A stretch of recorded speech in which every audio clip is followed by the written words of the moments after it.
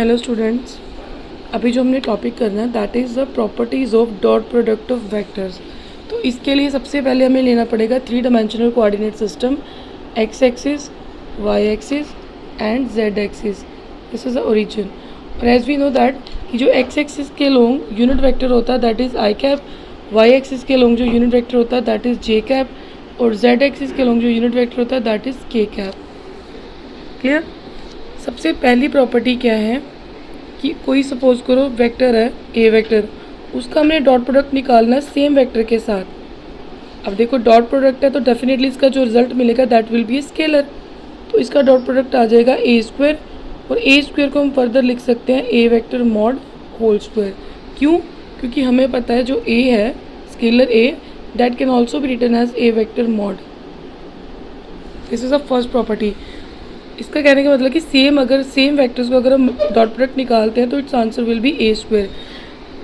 लेकिन अगर हम इनके यूनिट वेक्टर्स जो जैसे एक्स एक्सिस के यूनिट वेक्टर्स हैं आई कैप, इसको सेम यूनिट वेक्टर के साथ मल्टीप्लाई करते हैं, या वाई एक्सिस के यूनिट वेक्टर्स को आपस में मल्टीप्लाई करते हैं डॉट प्रोडक्ट मीन्स, या जेड एक्सिस के यूनिट वेक्टर्स को आपस में डॉट प्रोडक्ट निकालते हैं, then answer will be equal to 1। Clear. Number 2, अगर a डॉट बी हम लिखते हैं या b डॉट ए लिखते हैं then it does not matter. क्यों? क्योंकि इसकी वैल्यू a डॉट बी की है ए बी कॉस थीटा, और b डॉट ए की वैल्यू है बी ए कॉस थीटा, जिसको हम ए बी कॉस थीटा भी लिख सकते हैं। तो चाहे आप a डॉट बी लिखो चाहे b डॉट ए लिखो, इट डज नॉट मैटर।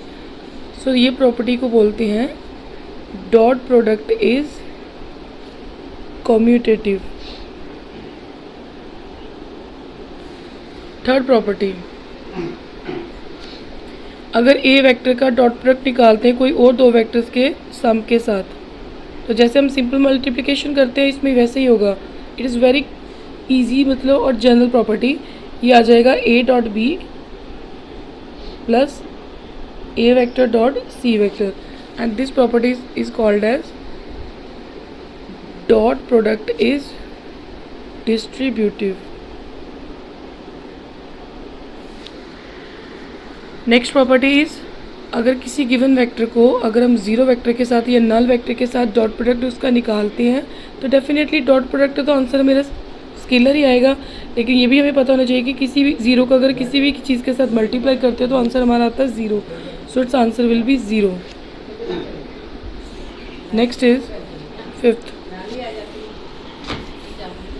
अगर कोई वेक्टर है उसके साथ कोई स्केलर हम मल्टीप्लाई करते हैं सपोज एल, और उसका हम डॉट प्रोडक्ट निकालते हैं किसी दूसरे वेक्टर के साथ सपोज बी, और उसके साथ कोई और स्केलर मल्टीप्लाइड है एम, तो क्या होता है ये जो दोनों स्केलर हैं ये हम इकट्ठे भी लिख सकते हैं एल एम, और अंदर क्या आ जाएगा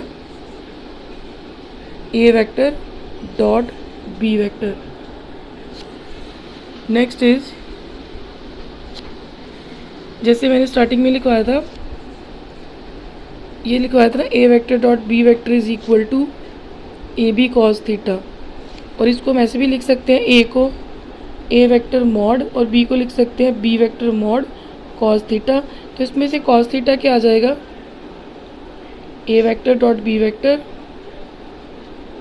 divided by A vector mod B vector mod. अब क्वेश्चन अराइजेस कि ए वेक्टर मॉड और बी वेक्टर मॉड को हम कैसे रिप्रेजेंट कर सकते हैं। सपोज हम ए वेक्टर और बी वेक्टर के रेक्टेंगुलर कंपोनेंट्स ले लेते हैं, दैट इज़ ए वेक्टर के 3 कोऑर्डिनेट्स ले लेते हैं, A X into I cap plus A Y into J cap plus A Z into K cap, और बी वेक्टर के कंपोनेंट्स ले लेते हैं B X into I cap, B Y into J cap plus B Z into K cap. तो जो हमने ये तो था वेक्टर फॉर्म में, अगर हमने इसको स्केलर फॉर्म में लिखना हो मीन्स ए या ए वेक्टर मॉड, तो कैसे निकालेंगे A X square plus A Y square plus A Z square under root. Similarly B या बी वेक्टर मॉड को कैसे करेंगे B X square plus B Y square plus B Z square root. ठीक है, तो ये दोनों वैल्यूज अगर हम ऊपर पुट करते हैं तो कॉस थीटा की वैल्यू क्या आ जाती है ए वेक्टर डॉट बी वेक्टर अच्छा, ए वेक्टर डॉट बी वेक्टर भी कर लेते हैं।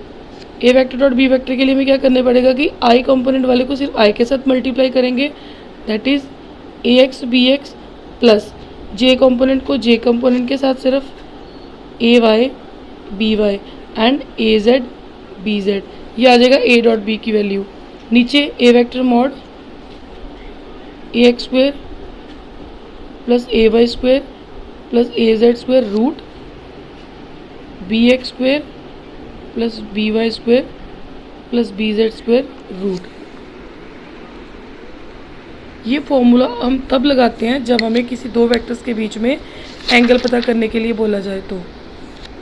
So student, these were the properties of dot product of 2 और 3 वेक्टर्स। तो इसके नेक्स्ट वाले लेक्चर में हम लोग करेंगे क्रॉस प्रोडक्ट ऑफ 2 और 3 वेक्टर्स। Thank you.